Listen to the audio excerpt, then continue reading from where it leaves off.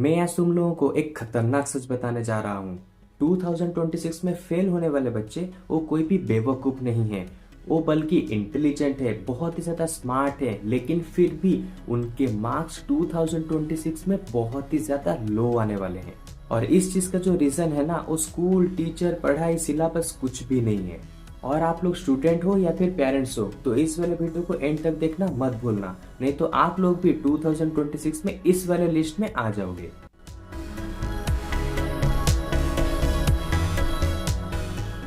तो चलो इस चीज को एक स्टोरी की मदद से समझते हैं। तो ये कहानी शुरू होती है रोहित नाम के एक लड़के से, जो कि क्लास 9 में पढ़ता था। उसके मैथ, साइंस, इंग्लिश, एसएसटी बहुत ही अच्छे होते थे। हर एक टीचर का वो बहुत ही ज्यादा फेवरेट स्टूडेंट था। क्लास में कोई भी क्वेश्चन आए वो सबसे पहले खड़ा होता था और हर चीज का सवाल सबसे सही तरीके से और सबसे अच्छे तरीके से देता था। और सभी बच्चों को यही लगता था कि 2026 में ये आगे चल के टॉपर बनेगा।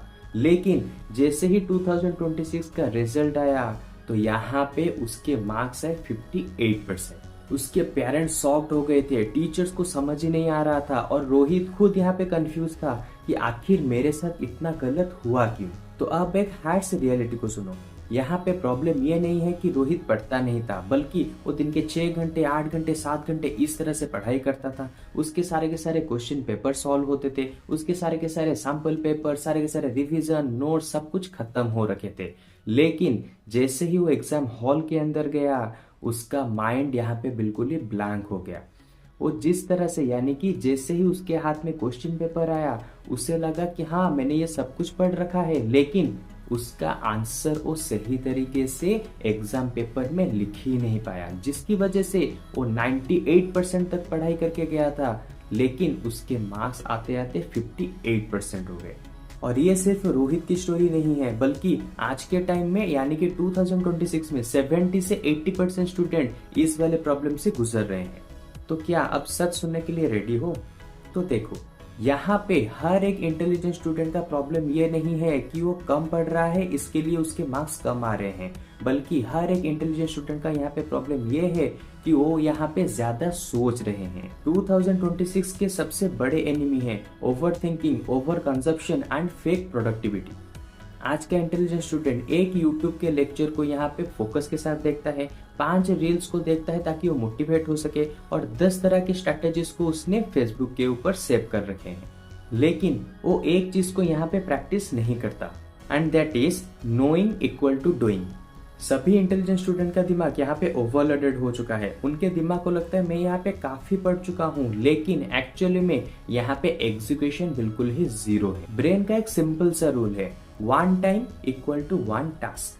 लेकिन 2026 के अंदर बच्चे यहाँ पे क्या कर रहे हैं, यहाँ पे स्क्रॉल करते करते मोटिवेट हो रहे हैं, यहाँ पे यूट्यूब वीडियो देख रहे हैं, वहां पे शॉर्ट्स का इस्तेमाल कर रहे हैं, कहीं पे सैंपल पेपर करते जा रहे हैं, मोबाइल के अंदर नोटिफिकेशन आ गया तो उसको छोड़ के वो अपने मोबाइल की तरफ डिस्ट्रैक्ट हो रहे हैं। और जब एग्जाम का रिजल्ट आता है तो सब कुछ ही जीरो। उनका मेमोरी वीक निकलता है, उनको कुछ भी याद ही नहीं रहता, जो कुछ भी पढ़े होते हैं वो एग्जाम के टाइम में उसको यूज ही नहीं कर पाते, जिसकी वजह से इंटेलिजेंट स्टूडेंट यहाँ पे पढ़ते तो बहुत है, लेकिन उनका वो पढ़ाई यहाँ पे कुछ भी काम में नहीं आ रहा है। लेकिन रोहित के लाइफ में एक यहाँ पे टर्निंग पॉइंट आया, जहाँ पे उसने एक दिन सुना, smart student don't study more, they study deeper and lesser.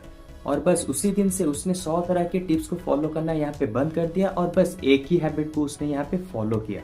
और अगर तुम भी 2026 में ये सभी के सभी फेल हुए इंटेलिजेंट स्टूडेंट के बीच में आने से बचना चाहते हो तो इस वाले रूल को, जिस रूल को रोहित ने यूज किया, उसको भी तुम यूज करना स्टार्ट कर दो, जो कि है ट्रेनिंग हैबिट। अब तुम सोच रहे होगे कि भला ये ट्रेनिंग हैबिट क्या होता है? तो देखो, इसका मतलब होता है एक टाइम पे तुम सिर्फ एक ही काम करोगे, यानी कि 30 से 45 मिनट्स अगर तुम पढ़ते हो तो उसके पास एक 15 मिनट का ब्रेक लो, फिर जाके 30 से 45 मिनट्स यहाँ पे पढ़ाई करो। तुम्हें कॉन्स्टेंटली बैठ के बहुत सारे घंटे यहाँ पे पढ़ाई करने की जरूरत नहीं है, क्योंकि हमारा ब्रेन एक ही टाइम के ऊपर काम करता है, एक ही चीज के ऊपर फोकस करता है, और कुछ लिमिटेड टाइम पीरियड तक वो किसी भी चीज के ऊपर फोकस करके रह सकता है। तो इसलिए जब कभी भी तुम पढ़ाई कर रहे हो तो 30 से 45 मिनट्स के अंदर ही पढ़ाई करो, देन एक 15 मिनट्स का ब्रेक लो। उसके बाद जैसे ही तुम्हारा पढ़ाई खत्म हो जाए तो यहाँ पे एक्टिव रिकॉल जरूर से करना, यानी कि जो भी तुम पढ़े हो अपने बुक को बंद करो, एक छोटा सा कॉपी लो, तुमने चैप्टर के अंदर से जो जो पढ़ा है उसको एक कॉपी के अंदर लिखना स्टार्ट करो। And the most important things, no reels, no motivation video, no new strategies. बस एक ही स्ट्रेटेजी को फॉलो करो जो कि है तुम्हारा हैबिट स्ट्रेटेजी। क्योंकि इस वाले रूल को फॉलो करने के बाद रोहित अपने 58% मार्क्स से 82% मार्क की तरफ पहुंच चुका है।